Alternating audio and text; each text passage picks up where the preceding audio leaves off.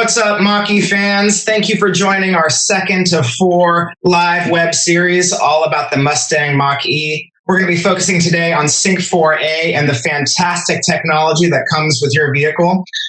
We have 2 fantastic speakers ahead of us that I'm very excited to introduce. The first is Darren Palmer. He is Ford's global head of product development for battery electric vehicles. And the second is Husein Dakroub, and he is our technical software program manager for Sync 4A. Both of them are some of my favorite folks within Ford's Team Medicine and also experts in the field that they're in. So I'm really excited to kick things off.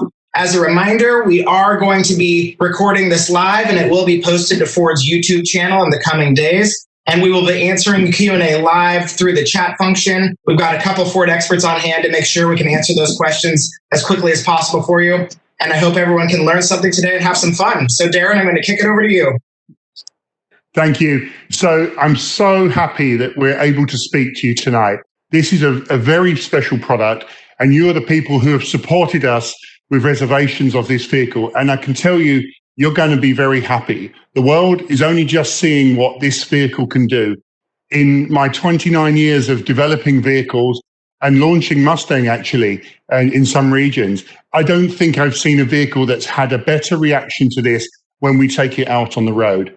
We're currently in the final testing now, and every other few days we're handing back the car and going back to our ordinary cars, and none of us want to hand back our car each time it happens. But tonight we're here to talk about the Sync 4A system, the human-machine interface of this car, and it's really the heart of this car. And the story about how that was developed.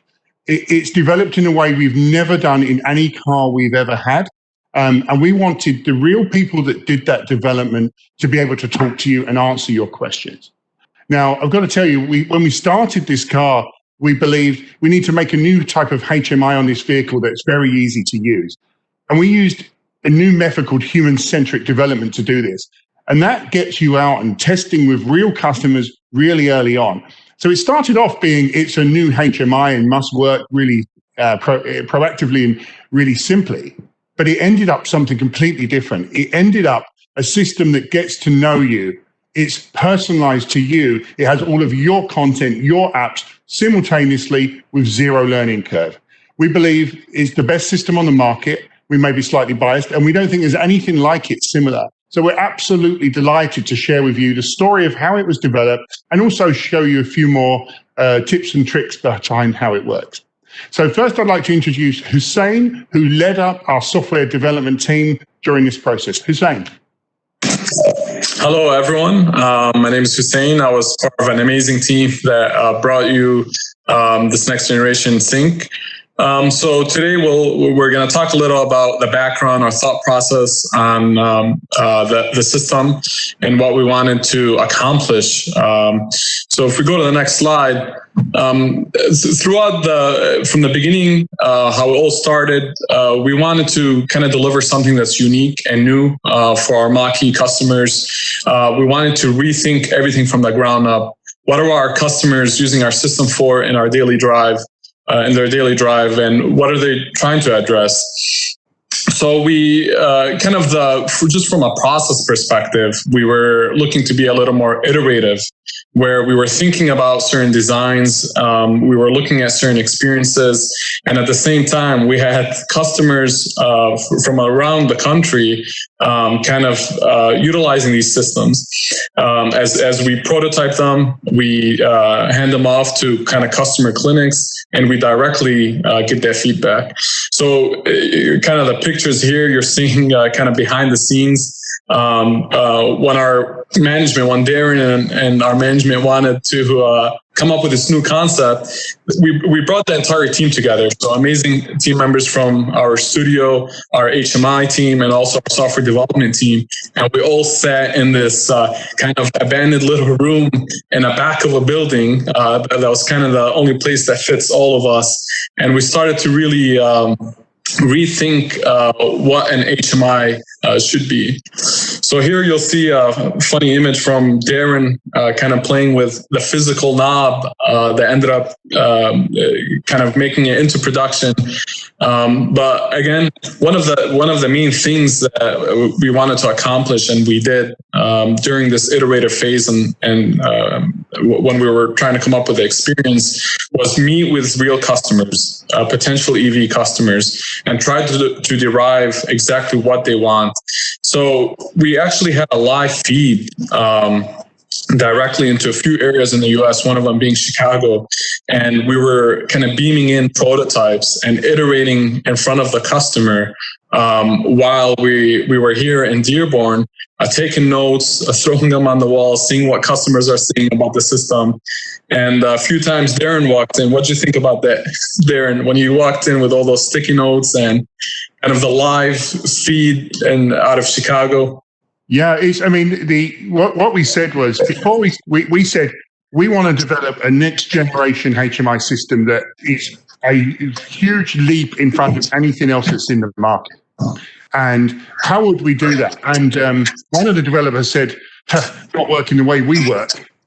And we said, all right, we're listening. Okay, working how then? They said, well, you have to do it like they do in Cupertino. You have to give the developers space, the resources they need, direct access to customers, and a whole lot of pizza and coffee. And we'll work out how to do this. Get out of our way. And we said, well, okay, well, we're willing to try something completely differently. So that's why we found a space. As Husein said, it was an empty warehouse space. We put the team in and we just cleared the deck for them every day of what they need. So it was the development team that drove this. And they quickly drove to, we need to go and prototype and we need to get customer feedback immediately. And how will we do that? And one of the team members, it was Tom there on the right, said, well, if we make a HTML5 screen of this, I can go and test it with customers next week. And so they did. And a couple of nights they spent up late, they stayed up late and they started programming some interfaces, different types. And then they went to test within a couple of weeks. And I walked in one of the evening sessions and they're live streamed from a customer feedback session where the customers are trying out the system. The development team are watching. And as the customer gets caught on something, they're changing the code live, pressing refresh, radioing through to the moderator and changing the system the customers were using. Try that. And then watching customers, did that work for you? Didn't it? What worked? And then they would stop. And then the next day they would put together, what have we learned? What did we see? What seems to be working? And so on. Yeah, there was many learning experiences. One I remember, eventually when everyone gets in the vehicle and sees the system, we have kind of this notion of kind of the applications drawer and also the settings drawer, where the application is more for your applications, your profile, and also kind of the setting or controls drawer to go and access vehicle functions. And originally, the original prototype kind of had those in a single location. And we kind of show it, we give you some glimpses in the next few slides where originally we had them combined in a single location, and then kind of that customer feedback came back. They're like, hey, we want, quick access to our controls. We want it first surface so we can access it quickly. And we were kind of jotting down those notes. So you see there that big TV, you kind of see half of it. There was actually a live feed of customers, and we were feeding in prototypes, and we were getting feedback of what customers would like and what was actually how they were using it. So we weren't like only directly looking for customers to tell us exactly what they want. We were observing physically how customers are using the system. And we look at where they're struggling, and we looked at what's actually working, and we iterated on that. And we did sprints of 2 to 3 weeks where we would create a complete new part of the prototype, and we would beam it down to our partners that are sitting with customers, and they would test them out. And then every 2 to 3 weeks, we would build on it. And this kind of prototyping exercise took us roughly 90 days. And we had kind of a complete prototype that we got buy-in from everyone around the company. Everyone kind of rallied behind it, was really excited. We had an amazing team from design led by Peter Ruthenberg. We had amazing team members from the HMI team with Paul Aldegari, Mohammed, and Mike. So we had a few of our top experts in the company huddle up in the space that you guys are seeing here and just start prototyping, building something customers really want. Kind of our image of what we wanted, as Darren already mentioned earlier, something next generation. So you look at kind of handheld devices, smartphone these days, they're very intuitive, next gen from a design aesthetic perspective, they're appealing. You visually want to grab them, you want to interact with them. And we looked in the field, in automotive, things were a little more traditional in terms of design and interaction. We wanted, again, to develop something next gen. So you'll notice on the next slide. Oh, one thing to say. So some of the myths that we dispelled for ourselves, we thought, well, phones and tablets are very swipey, so maybe you need to swipe. So some of the concepts had a lot of swiping in it. And it was only when we started testing it with real customers and frankly putting them in a car and seeing how it feels when you drive, we realized, swiping's good when you're looking at the screen, but you're driving a car. You're not supposed to be looking at the screen. It doesn't work for that. So those ones didn't work at all, and we put them aside. And another one we were trying, everybody was talking about, I just want to get to the volume control easily. And so we ended up with this physical volume control, and you saw it in one of the other pictures. We said, what if, and we had a swivel control, we put it on a TV, started using it, and we tested that quickly, and everybody loved the physical control knob. And so we went seeking for some new technology that would allow us to put the control knob bonded to the screen, not as most traditional cars, separate. And so it's actually bonded onto the screen, and you can see through that control knob. And it uses a certain technology. It's not wired to the screen. The screen detects the control knob. And when we tested that, people went crazy for it. So because you now got a combination of physical control and touchscreen. I think some of the funnest memories I have of developing this is the discussions. I would say very good intended discussions before everyone had a perspective. Everyone was trying to bring in a fresh new perspective. How can we build the best looking and usable infotainment system, as Darren was mentioning? Kind of some brought a perspective of bringing in more animation, more swiping, more advanced UI interactions. And at the same time, we had experts on our team that's specifically looking into automotive utilization. So when you're driving and your finger's on the screen, you want to interact with something quickly, or you want to be able to swipe it quickly and move on. Kind of the whole goal of the infotainment system is to kind of help you reach your destination in an easier method. So one of the early memories I have of back in the room was around kind of the swiping between different applications. And we took it to customers. And what was cool about this process is customers sometimes broke the tiebreaker. And we were looking at it live.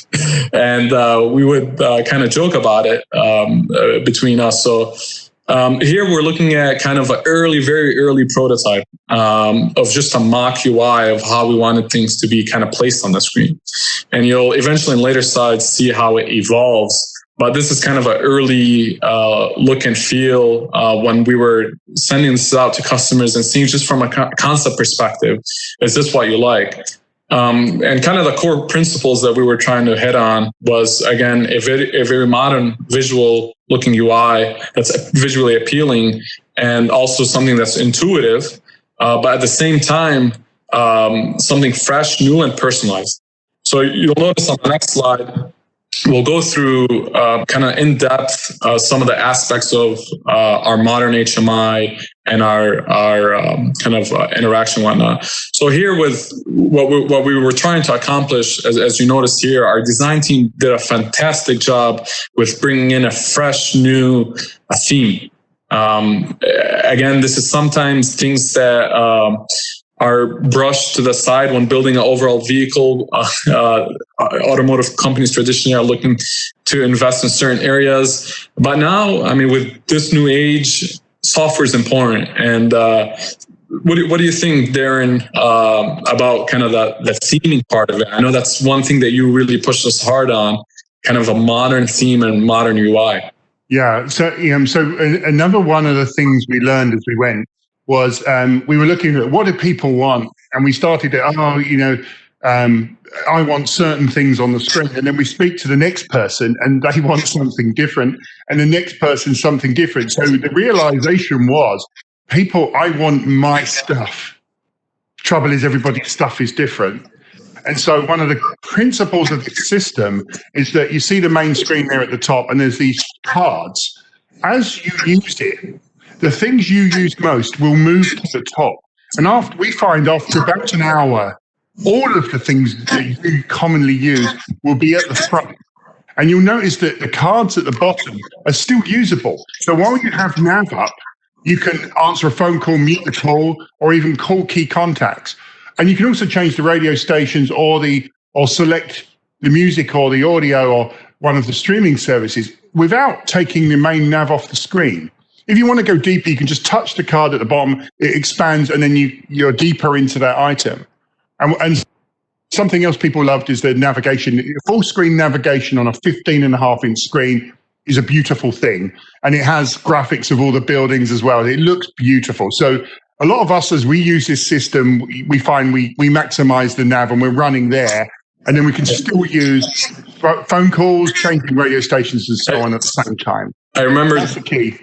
I remember, Darren, when you took us into one of the hidden labs where the vehicle prototype was, right when we were building this HMI, and you're like, look at this. And that was kind of the first time many of us seen it, and we're like, wow, this is a great looking vehicle. And we're like, we got to ensure the interior and the display matches that level of kind of beautiful looking vehicle from the exterior. It turns heads. When we're driving this day, everyone stops like, hey, what is this? How can I get it? So that's kind of we got jealous. We're like, hey, we want the interior to be the same way. We want people to get in the vehicle and be like, hey, I want one just like that. So it was definitely a great adventure with our collective team, and I believe we did an amazing job bringing in a modern interface.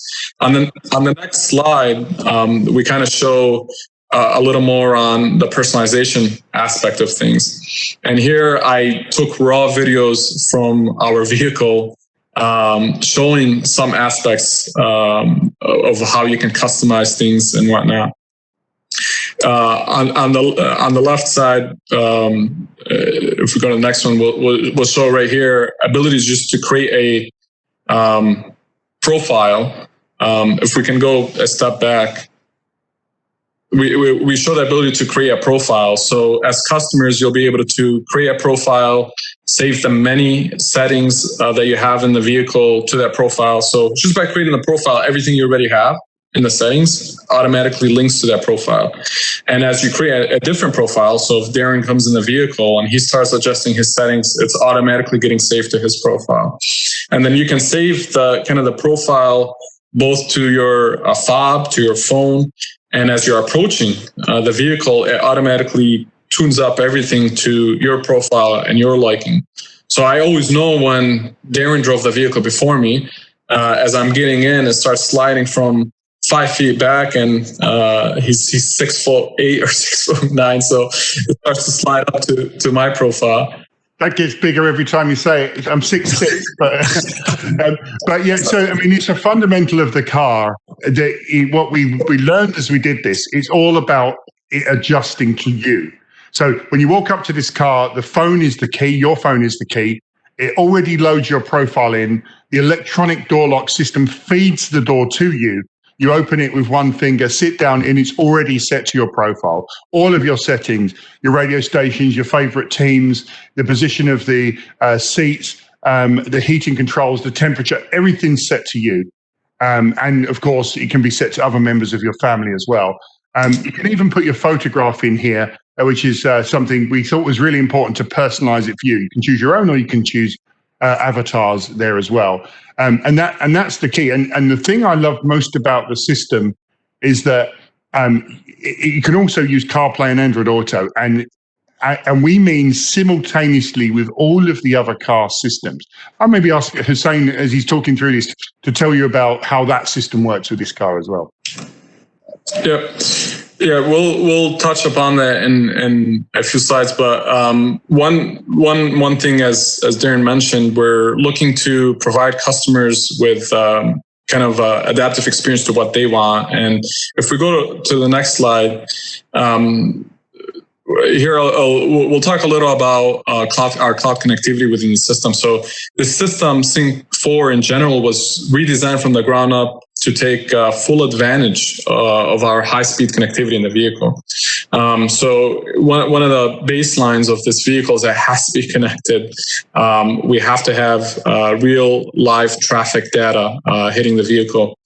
So we've partnered with some amazing companies to bring on live traffic data, live routing, cloud-based routing. So when you enter a route, we have back-end systems calculating and beaming right into the vehicle to ensure we're capturing from and computing from billions of data points. So again, I think this is one of the most fundamental and important aspects of the vehicle. And you'll notice on the right, the digital assistant. Again, something we really wanted was something very natural, being able to speak to the vehicle very naturally without having this segmented way that typical infotainment systems had. So one of the things the amazing voice team brought in was natural language.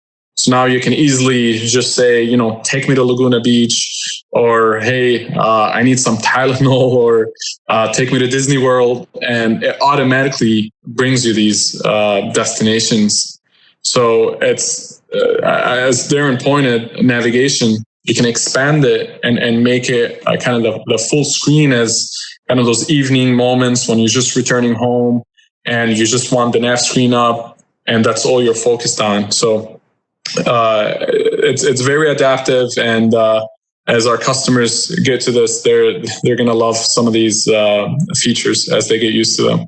Yeah, I mean, really, you should say during the development of this system, that it was this team, the software development team, that said the screen is too small, and we had a smaller screen in the car, and they said you need to go and get a bigger screen because the ambitions we've got for this interface will not fit on a small sideways screen. And so we went and sourced this one, and we changed over during the development of the vehicle, and we've got to say, it's addictive.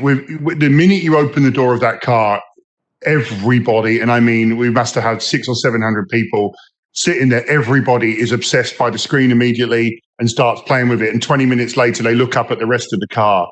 So it's the heart of the vehicle. And full screen nav running is addictive. All of us, we run with this the whole time. And you can add on extra information. You can see that info window there. You can add traffic and alerts, or you can add food stops, or you can add weather, and he does the radar for the weather and all sorts of things, and the forecast going further out. You can add extra information to that screen just by clicking one of the buttons at the bottom, and it's fantastic. So you can have what you want on that screen.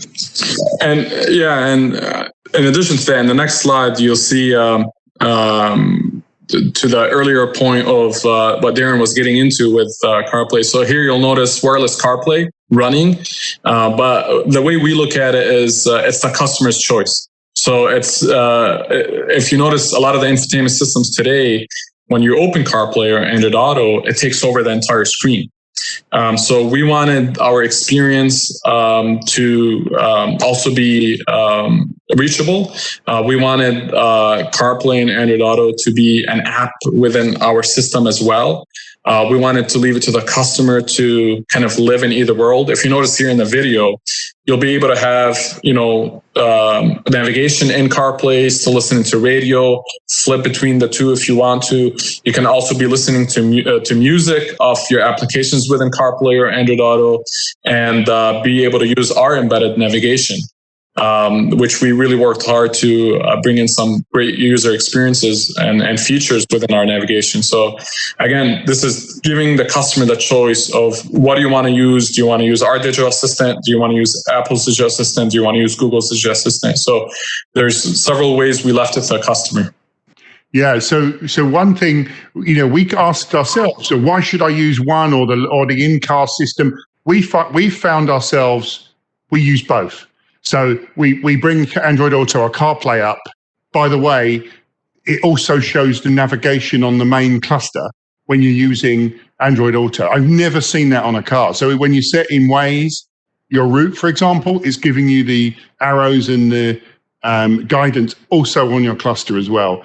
And then, but you just want one touch of the card and it brings you into the navigation system that's built into the vehicle.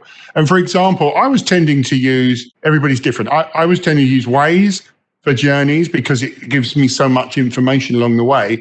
But as soon as I want to find charging, we have built in all of the information about charging into the main navigation system. So you can find one of the 13,500 chargers and all the information about that charger just by going into our nav system. So I tended to use that one more whenever I wanted to find charging solutions and ones that are on the network. And of course, we announced that we've put together the biggest network in the US with over 13,500 charge stations. Yeah, and while again you're using these two applications or whatever application you're using, one of the biggest value adds that our customers gave us feedback on is we have a persistent climate there. So you can always change the climate one touch away. It's not hidden.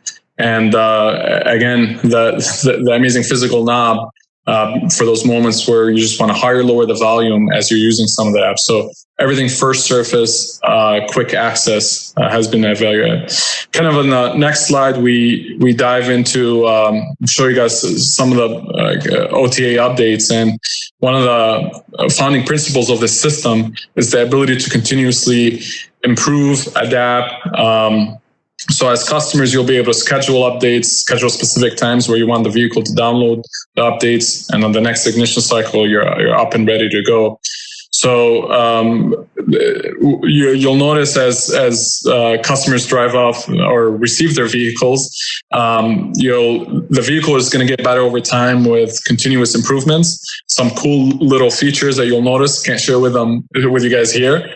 Some that I already showed Darren and others they were excited about. But again, I think this is one area where we didn't compromise, right, Darren? I think this was one of the core principles of what we want to accomplish with the system. Absolutely. I mean, every single module on this car is over-the-air updatable, and we use an A/B swap system as well. So because if you download an update on a lot of devices and it starts and it fails, it can leave the device inoperative. This car, every single device, it downloads first, and then when you power, it cycles across and switches to the new. And if anything happens at any time in the vehicle life, it reverts back to what it's got. So it will never leave you stranded or in a difficult position. Yeah. But particularly this system, of course, we're planning many updates. This is just the first go. And I see on the chat talk of what else can we do with that control knob. And yes, of course, you're right. We're starting with volume as everybody wants that, but that has a lot of potential of things we can do with it. And as Husein said, we already got some ideas, and we'll be delivering you new content throughout the whole ownership of the vehicle. Yeah. So, yeah, I mean, this kind of hopefully gave you guys some insight of what we did behind the scenes and what our thought process was working on the system and what we want to accomplish, and kind of give you some visuals directly off the vehicle. So I think now we can potentially open for questions and answers if we go to the next couple of slides. Yeah, there's some really great ones, and a lot of people are asking about does it do certain features and functions, and pretty much almost everything I've read, yes, it does. So okay, let's get on to our questions. Yeah, so I'm here for you guys. I have them organized into a couple different threads. Some great participation. Thank you, everybody. I think we'll start with just general Sync 4A questions. Scott and several others wanted to know the main difference between Sync 3 and the new Sync 4A. Yeah, great question. I mean, one of the main changes is the system's always connected. It was kind of redesigned from the ground up. A lot of the features are built around getting access to different data points. Like, for example, in navigation, you have live traffic data, live cloud routing. Within the digital assistant, you're always gathering the database from the cloud, so you're always up to date when you're interacting with kind of the digital assistant. Also, we have IP streaming with SiriusXM 360L on-demand shows. We got wireless Carplay, Android Auto, so you just have to get in the vehicle, throw your phone on the wireless charger. No need to plug it in. Connect it over Wi-Fi. Again, one of the main things that we've shown here is kind of a beautiful, fun to use interface. And I think customers are going to love it. I would say from a customer point of view, Sync 3, it feels like a car and it has a certain amount of functionality. And this system feels like a modern connected device, like a phone or a tablet or something like that. It feels like a completely different type of interface. And Darren, Patrick and Krishna both have the same question. So say if you get in the car with your wife, for example, and you're both connected, how do they know who's who for driver customization? Yeah, I can chime in on that one. The way it works is as customers are walking up to the vehicle or if someone's walking the vehicle, whoever's entering from the driver's side of the door, we know it's them. Kind of I don't want to dive in too much technicality, but the way some things are built in the vehicle, we know who's coming in from the driver's side of the vehicle, and then the system would adapt to them. So per their key fob or their phone. So that's one way we know who's coming in from the driver, and we load that specific profile. So if the wife's coming in or the husband are coming in from the passenger side, we're picking up the driver's side, so they don't have to worry. Yeah, and if you ever wanted the other one or it got it wrong for some reason, it's like Netflix. You just click profile, pick the other picture, and it flips over. Perfect. We also got a lot of questions about Android Auto and Apple CarPlay, and several people like Benjamin just want to know why we think our system's stronger, or how we decided to either give folks choice or why we think we have a leg up. One of a very good question. I mean, obviously, there's ecosystems that bring some powerful attributes, and some customers prefer. They want to live in something they're used to that they use on a daily basis, and we're not denying that. But one of the main things why I believe we have an advantage, where the system's connected to the vehicle and connected to the cloud. We know how the current weather and also how the driving habits are, like how you're currently driving. If you're accelerating more than usual or whatnot, we can be able to calculate exactly when you need a charge and help you out. So there's certain things that other brought-in devices don't have access to that we have within our embedded navigation that we can help the user with.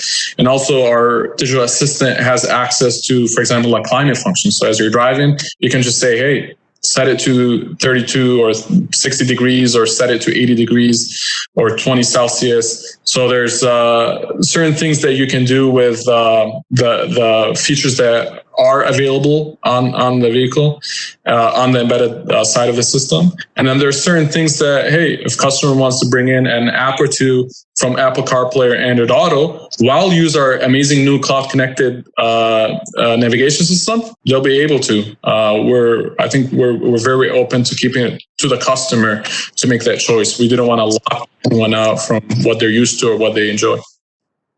For me, it's like all of the best HMI systems in the world, and that it's layered.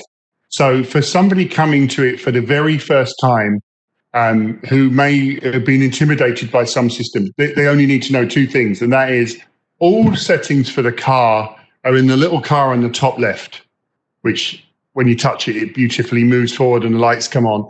A little tip I love. But all settings for the car are there. They're not spread out among the cluster of the car, or you're just in one place. So if you're looking for something, just browse down the list.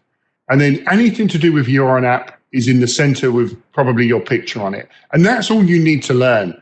The rest of it takes care of itself. And we've watched all different ages of people with all different experience be able to use it immediately. And it's all clear, good size text. So it makes everybody comfortable.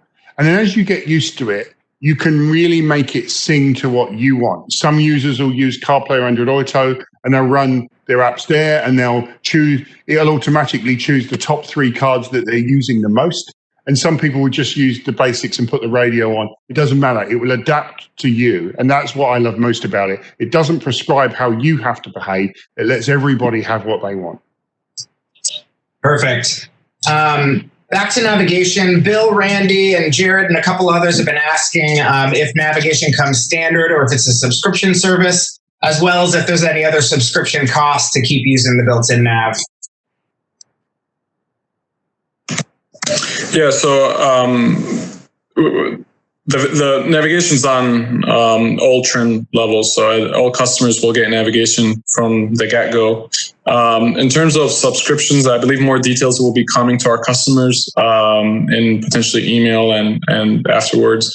But as soon as you get in the vehicle, you don't have to worry about subscription. Everything will be there. But there'll be more information shared with our customers around subscriptions and Perfect. And then I think you covered this, Husein, a couple times, but just to double clarify, several people have asked what happens if there is no 4 or 5G data available, how to kind of make sure that we can stay connected. So maybe just one more time. Yeah, so that's one of our advantages of our system. The maps are embedded, so you can drive wherever you want, no connectivity, and you'll still get the latest downloaded maps when you were connected on the vehicle. So you will have maps on the vehicle, you will have turn by turn, you will have the digital assistant working. So the system will operate as intended when you're not connected. There are some minor features or enhancements that you might miss out on if you're not connected, but you will still get an amazing, great experience. And that's kind of what puts us a little separate than some of the applications or that people are used to that are only connected. Perfect.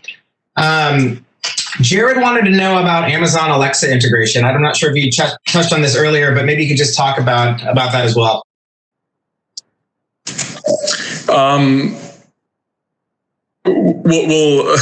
It's something we're looking into, and it's something that we'll have more information on, and we'll be able to share with our customers in a future date.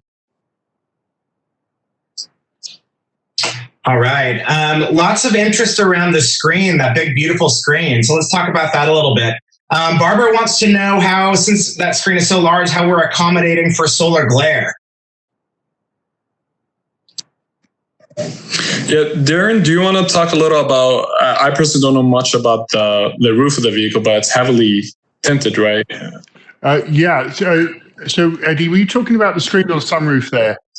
Talking about the screen to make sure there's no glare on the screen. Yeah. So that's something, a very important aspect of screen adjustment and coatings. And we have a lot of requirements to make sure you don't get that glare off of the screen so it's not usable. So we for one, the screen is coated.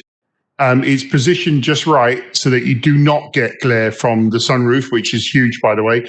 And it works in all different light conditions.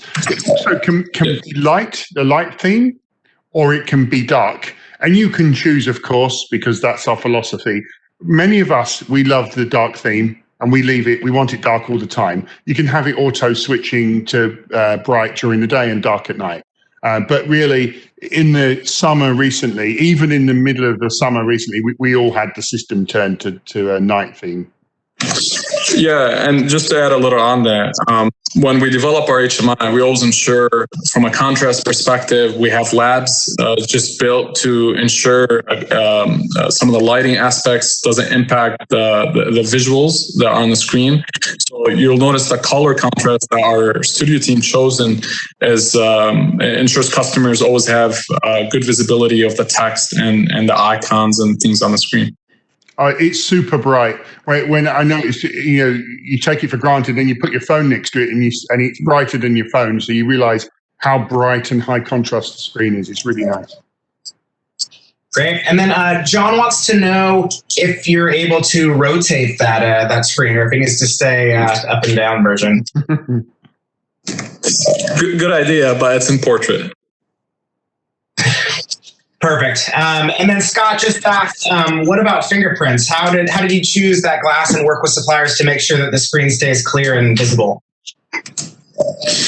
Yeah, again, we work with some amazing display suppliers that have, and we have a team that are experts in displays at Ford. They do a good job ensuring all of these customer pain points are met. And so I've been driving the vehicle for a while now. I haven't had an issue with fingerprints on the display.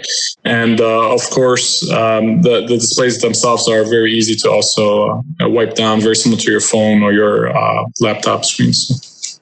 Yeah. May I answer a question? I see a lot of questions about the charging infrastructure and what the screen does for you.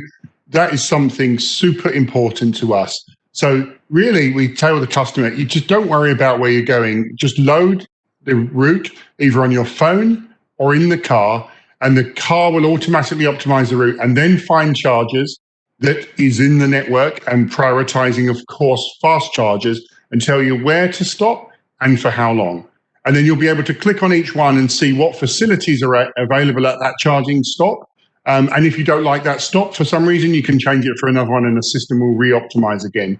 The whole point being, all you need to do is worry about your family and everything else. Just put the destination in and the car does the rest. And that comes free with the car and is with all of the vehicles. And it will update as charging stations are added. Even by next year, it will be the biggest network in America, even for the fastest chargers. And then it's just going to keep growing from then on. And the car will, is always connected, so it will load the latest. Perfect. John was asking to learn a little bit more about the thought process behind the knob on the screen and how unique that is. Darren, do you want to dive in a little bit about that process and how you had the customer? Yeah. So one thing we knew, we wanted the cockpit to be a little more advanced and digital. But again, we spent a lot of time benchmarking and listening to our customers. One thing we knew was people don't like sitting there and tapping their volume up and down. So there's a lot of times when my kids in the back are screaming, or you just want to lower it, talk to them and higher the volume, or you're kind of switching between different audio tracks and you get excited by what's on the what's coming out of the speakers and you just want to blast it up. You don't want to sit there and obviously we got volume on the steering wheel, but nothing gives you that natural feel to easily increase and lower the volume like a physical knob does. So we knew that customers would appreciate a physical feel to controlling the volume up and down. So we ensured and we looked to engineer ways to ensure the physical knob can be bonded on the screen and still be can still be utilized for volume. So yeah. So I see some questions here about the cluster as well, and we're not showing the pictures of that today, but the vehicle has an information display in front of you. That was something that came across very, very strongly that people want, and that display is for you, the driver. And so it has everything you need, and in particular, the Copilot 360 system that is the self-drive, both hands-on and later hands-off. That system has a really well thought-out interface that are able to convey to you when the vehicle is in semi-auto or into full auto. And we've tested that with all sorts of people with zero instructions to see how easily they can deal with that. And so again, that augments the system and gives you all the driver information you need. It even has things like, there's one mode, because some people are concerned about range and do I have enough range when I get somewhere? Can I get safely to home? It will show the full range of the vehicle and then your key locations like home. So with a visual look, you can see I have plenty of range. I don't even have to think about it because some people are nervous about that. And so that mode will show that to them. Yeah, and there's a couple of questions around how to activate the voice. There's two ways. There's the steering wheel button to bring up the voice assistant, and also there's a wake up word. So you can turn it on, and there's several wake up words that we have, wake words. One of them's like "Okay Ford," and the system comes on, and you can give it a command. So there's a couple of ways that we have it, and there's a couple of questions around audio adjustment as you're driving. We have that as well. And the BNO system has been amazing. Audio system's amazing on the vehicle. So it's definitely a fun ride, and the system itself is enjoyable as you're driving. I just saw that B&O one as well. I like the way, come on guys, how's that B&O? I tell you, I hadn't realized fully, but of course it's obvious. Electric cars are quieter, of course. So when you're on the freeway, you can talk at normal voice level to your partner, or we have this B&O soundbar, and it's been tuned with them. And because the car's so quiet, it sounds spectacular. That I get goosebumps every time I play certain tracks in that. And every time I get back in that vehicle, as we're doing test prototypes, the first thing I do is load music, start playing music. And at the moment, we're all locked down. When you can get out on the open road and start playing music in your Mustang, it feels really great. And just a reminder for everyone, next week's webisode will be all about interior design. So dive into that further. We'll talk all about the sound. And I know a couple of questions were also about the interior cabin. So we'll be able to answer that all next time. A couple more general questions for us, for our executives. Talk about voice control. A lot of questions about that. Darren, Husein, what exactly can do voice control? Austin asked if you can do control heat and AC by voice control. What's the story? Yeah, so you can definitely control heat and AC. You can change your media. So you can, I always use this. I get in the vehicle, and some other people have been using it, and adjust to my profile. And then I just say, tune to SiriusXM and the channel number. So very straightforward. That's how you say it. You can also make a call. So I just say call mom or call wife, and it automatically picks it up just in that way. And then you can obviously give it very simple navigation commands, like just take me home, take me to Disneyland, take me to Disney World, or I don't want to we don't want to sponsor any place in particular, but those are exciting places for me that I usually give an example to. But again, you can even say find Italian restaurants in Southeast Michigan, or find Italian restaurants in Los Angeles. So again, there's many things that you can share with the system. And Darren and Husein, do you want to talk quickly? We've got a couple questions also about phone is key and just that feature, since it's new to Ford. Yeah, so we wanted the whole vehicle experience to feel really special from the start. So you may have noticed we announced we have a system where you'll get an app long before you get the car, and you can customize the car, if you want to, load your key locations in your name, photo, all those things. And when you first approach the car, it will the door will unlock and the car will prepare. Mustang appears on the ground, of course, from the mirror.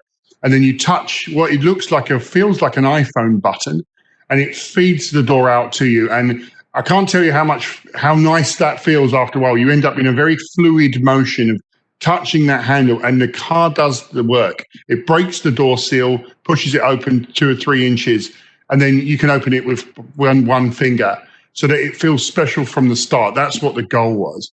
By the time you're sitting down, you haven't even thought about it anymore. By the time you're sitting down, your profile's loaded, you throw your phone onto the center console, it then wirelessly charges, and there's space for 2 because a lot of people have got 2 phones these days. And then really, it's the first car I've had where I don't need to touch the phone. Every other I've tried, and I try to not to touch the phone, but really I can't do everything I want without touching the phone. So, but this is the first car that you actually can. Perfect. And as always, when we're talking about technology and connectivity, a couple of folks have asked about privacy and user data and what Ford is doing to make sure that with all the connected features of the great Mach-E, what we're doing to make sure people's data is safe. Yeah, so we have an amazing security team at Ford. We have people that are experts at that. I personally work with them. I don't have in-depth knowledge on the security portion of it, but we have a team that's experts in this, ensure we're protected, yeah. So not much to say on that, but we have experts in our company that have a good idea of how to keep things safe, how to keep things protected, and that's where we want to be with our customers. So. And with respect to privacy, that's something even from our chairman is extremely important to us. So we will not be sharing your data without your permission. And there's many settings in the car where if you want to, you can control what the car does or does not record, or what it does or does not share. And it's very, very clear. So whatever your personal preference is for those things is in the vehicle. We have two questions about Ford Pass and building off of the charging station questions. Darren and Husein, they want to know if they should be utilizing Ford Pass or the in-car, in-vehicle screen to be looking at charging stations and locations.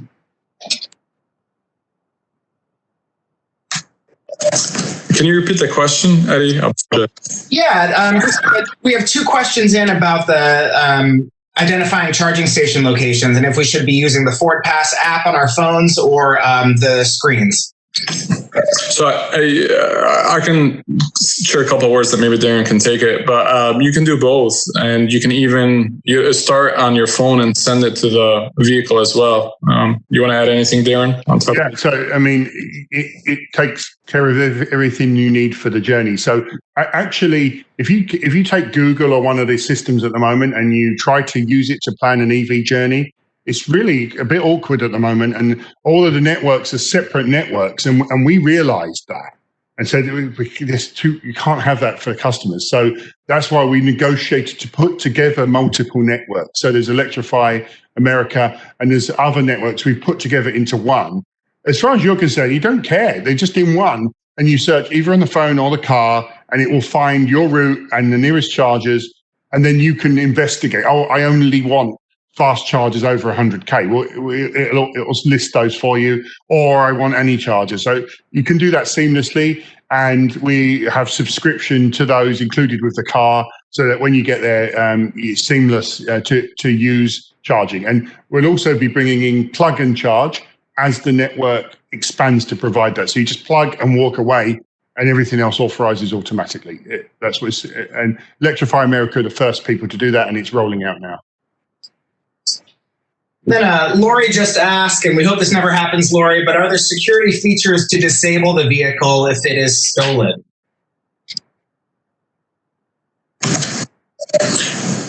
Yeah, good question. Maybe we can circle back on that one, Eddie, but we do have things in the roadmap and things we're working on to address that, definitely. We might have a lot more to share at a later date, so we can definitely circle back.